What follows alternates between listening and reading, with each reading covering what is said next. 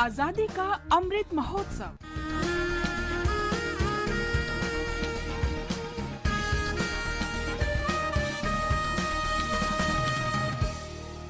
आजादी का सफर आकाशवाणी के संग। भारत का शानदार स्वाधीनता संघर्ष आधुनिक विश्व के महानतम संघर्षों में से एक है। आकाशवाणी से हम आपके लिए प्रतिदिन ला रहे हैं इस शानदार संघर्ष की झलक। महाबाहु ब्रह्मपुत्र महामिलन तीर्थ कत युग धरि आहि से प्रकाशी समन्वयर अर्थ।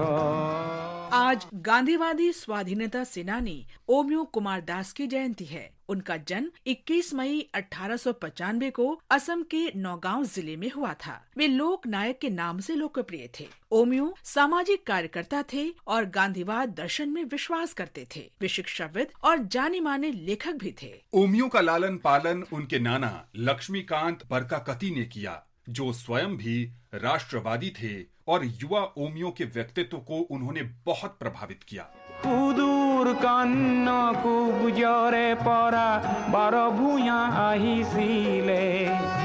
ओमियो जब तेजपुर हाई स्कूल में पढ़ रहे थे तो 1905 में बंग भंग आंदोलन में शामिल हो गए। उन्होंने राष्ट्र की आवश्यकता के लिए धन जुटाने के उद्देश्य से मजदूरी भी की। उनकी राष्ट्रवादी भावना को कॉलेज जीवन में और मजबूती मिली जब कांग्रेस के कलकत्ता अधिवेशन में उन्होंने गांधी जी, सुरेंद्र नाथ बैनर्जी, एनी बेसेंट और अन्य हस्तियों के भाषण सुने।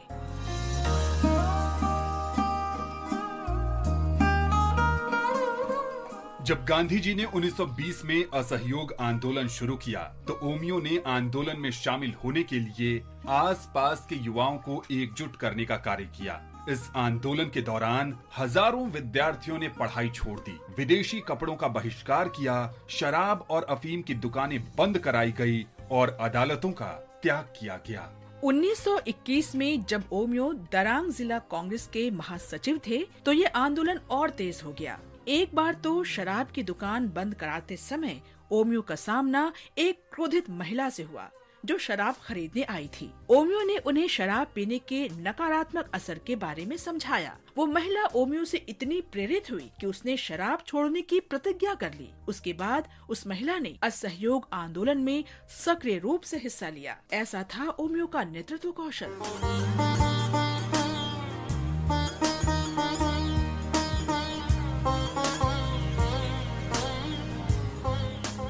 जब गांधी जी ने 1930 में सविनय अवज्ञा आंदोलन शुरू किया तो ओमियो ने स्वयं ही युवाओं को एकजुट करने की जिम्मेदारी संभाली।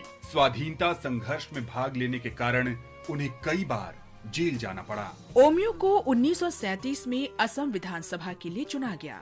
उन्होंने संविधान सभा के सदस्य के रूप में भी सेवा की। श्रम मंत्री के रूप में ओमियो ने असम के चाय बागान कामगारों के लाभ के लिए चाय बागान कामगार भविष्य निधि की शुरुआत की। शिक्षा मंत्री के रूप में उन्होंने बुनियादी शिक्षा की परिकल्पना के साथ शिक्षा प्रणाली में सुधार किया। महाबाहु ब्रह्मपुत्र महामिलन तीर्थ कत युग धरि आहि से प्रकाशी समन्वयर अर्थ। ओमियो समाज सुधारक और लोकप्रिय लेखक भी थे। गांधी जीर, जीबोन और आसोमोत महात्मा जैसी पुस्तकों के लेखन के साथ उन्होंने गांधी जी की आत्मकथा the story of my experiments with truth का असमिया भाषा में अनुवाद भी किया, जो मोर सत्य अनीश चवनर काहिनी के नाम से प्रकाशित हुई। 1963 में भारत सरकार ने राष्ट्र के प्रति अमूल्य योगदान के लिए उन्हें पद्म भूषण से सम्मानित किया। ओमियो कुमार दास का निधन 23 जनवरी 1975 को हुआ। वे अपने पीछे प्रतिबद्धता और देशभक्ति की विरासत छोड़ गए। आकाशवाणी की तरफ से उन्हें भावभीनी श्रद्धांजलि।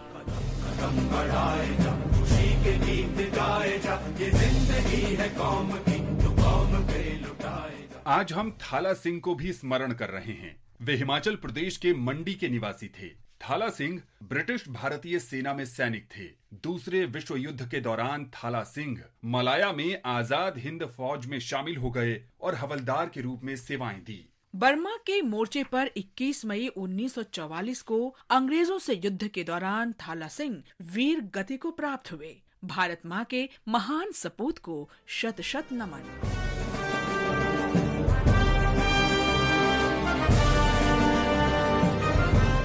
आज बस इतना ही। आजादी का सफर आकाशवाणी के संग। कल फिर मिलेंगे नई कड़ी के साथ।